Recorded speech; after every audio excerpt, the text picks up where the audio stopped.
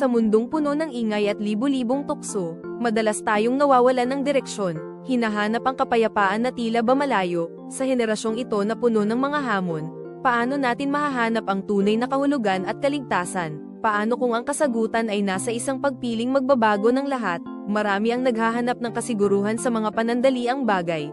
Ngunit ang pagpili na gumalang sa Diyos ang siyang pinakamatibay na pundasyon. Ang pagpapakumbaba at kabanalan ay hindi pasanin, kundi ang daan patungo sa isang buhay na may malalim na layunin at kapayapaan. Tulad ng isinasaad sa mga bilang kabanata 16 na talata 5, ang Panginoon ang magpapakita kung sino ang sa Kanya.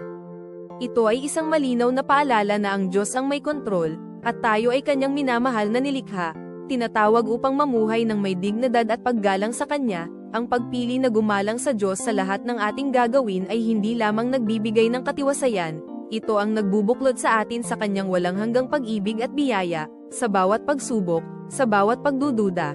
Ang paglilingkod sa Diyos ang ating pinakamatibay na sandigan, at ang Kanyang pag-ibig ang pinakamaliwanag na tanglaw na gag-abay sa atin, kaya't piliin ang Kanyang landas, yakapin ang kabanalan, at hanapin ang kapayapaan na lampas sa lahat ng pangunawa.